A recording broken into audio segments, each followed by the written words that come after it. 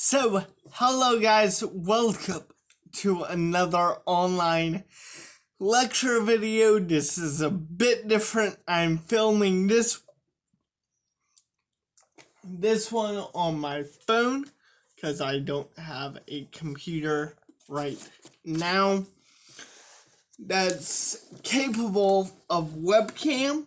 So, right now, this video, we are going to talk about the Korean War. And, today you have an assignment that looks like this. It has 1, 2, 3, 4, 5 multiple choice questions and a short response question. Short answer, I mean. So very quick, very easy for your Friday. And then we'll move on to next week. I do have a message about grades. I've been busy, guys, with my other business in the French market. I have tried my hardest to get grades for you on time, but that, as you know, has not worked quite well. But I am working on it I'm gonna say by Monday. I want to have the grades updated in full, even this week's grades. So I'm working on it. Just now I'm working on it. So, the Korean War. After the defeat of Japan, its former colony Korea was divided along the 38th parallel by the victors. Soviet armies occupied Korean territory north of the line, while U.S. forces occupied territory to the south. By 1949, both armies were withdrawn, leaving the north in the hands of the communist leader Kim Il-sung and the south under the conservative national Syngman Rhee. So, the U.S. occupied South Korea and the Soviet Union occupied the North. We see great parallels of that even today, because the U.S. has heavy influence in South Korea, and Russia, previously known as the Soviet Union, has great ties to North Korea. On June 25th, 1950, the North Korean army surprised the world, possibly even Moscow, by invading South Korea. Truman took immediate action, applying his containment policy to this latest crisis in Asia. He called for a special session of the UN Security Council, taking advantage of a temporary boycott by the Soviet delegation. The Security Council, under U.S. leadership, authorized a UN force to defend South Korea against the invaders. Although other nations participated in this force, U.S. troops made up most of the UN forces sent to help the South Korean army. Commanding this expedition was General Douglas MacArthur. Congress supported the use of U.S. troops in the Korean crisis, but failed to declare war, accepting Truman's characterization of U.S. intervention as merely as a police action. So let me break this down for you. The North Korea invaded South Korea, possibly without the knowledge of Russia even. And since the US occupied South Korea and was staunch allies of them, this whole battle between democracy of South Korea and communism in North Korea, the US was supporting democracy in South Korea. So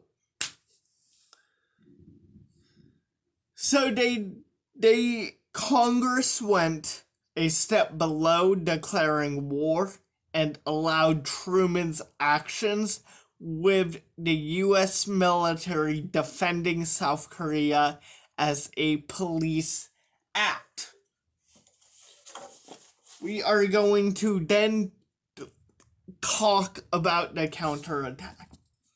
At first, the war in Korea went badly, as the North Koreans pushed the combined South Koreans and American forces to the top of the peninsula. However, General MacArthur reversed the war with a brilliant, ambitious assault on Incheon behind the North Korean lines. UN forces then proceeded to destroy much of the North Korean army, advancing northward almost as far as the Chinese border.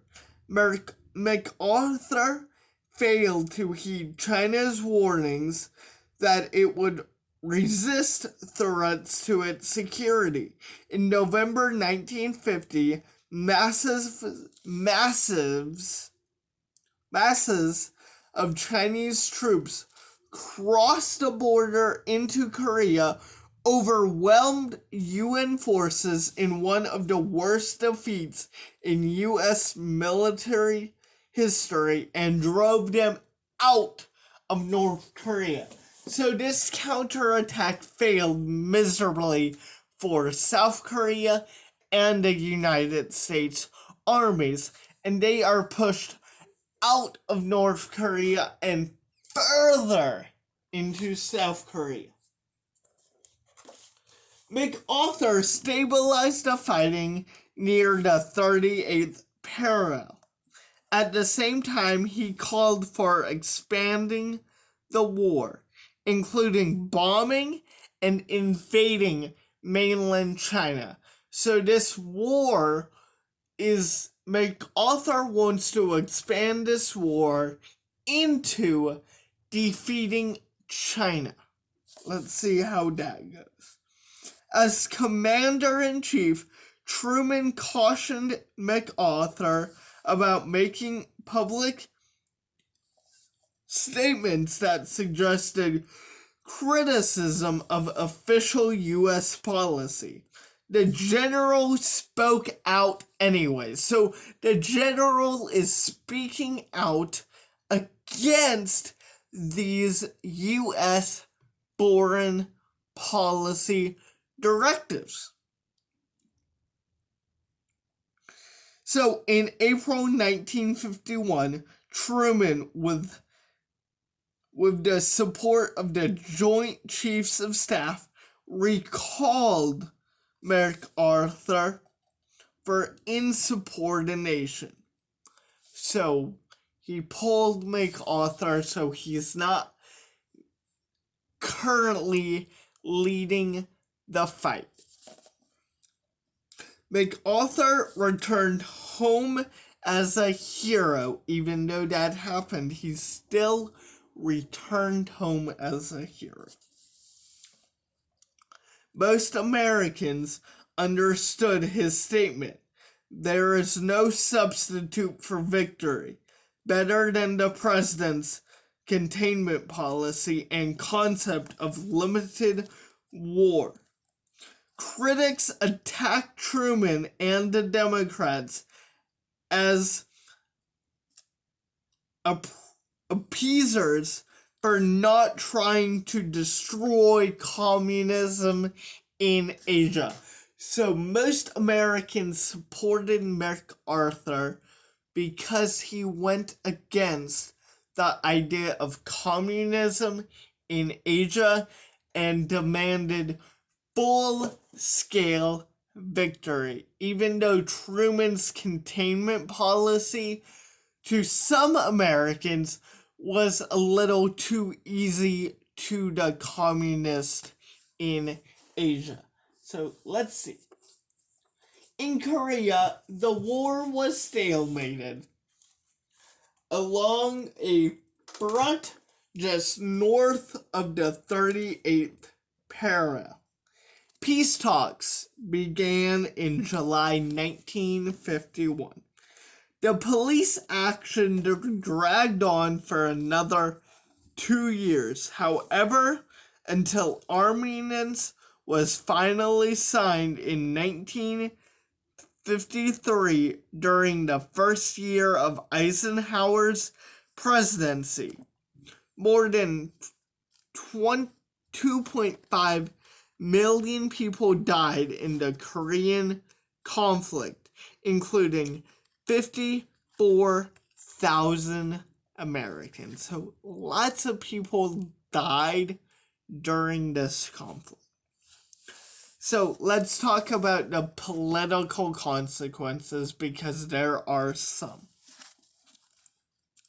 From the perspective of the ground strategy of the Cold War, Truman's containment policy in Korea worked.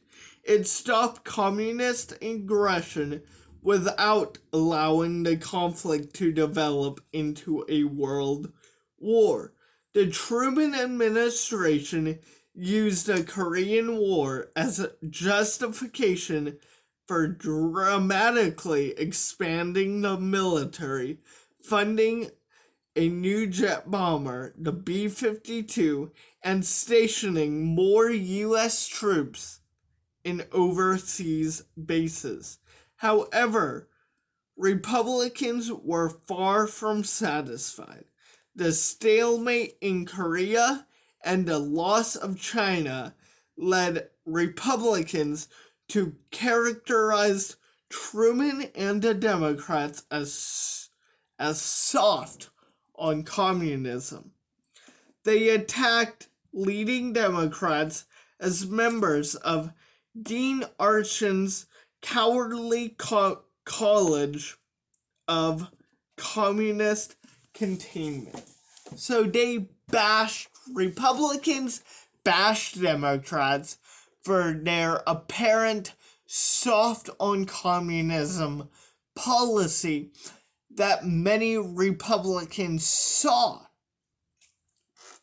Whether that was the case or not, it's up to you to decide. But that's it for this online lecture. Make sure you do your assignment for today. There will be another online lecture and assignment posted on Saturday, but it will be like this one, very chill and relaxed. There's a couple of practice tests I want to include on Monday before we get back to this Cold War on Tuesday. I will post that schedule on Google Classroom later today.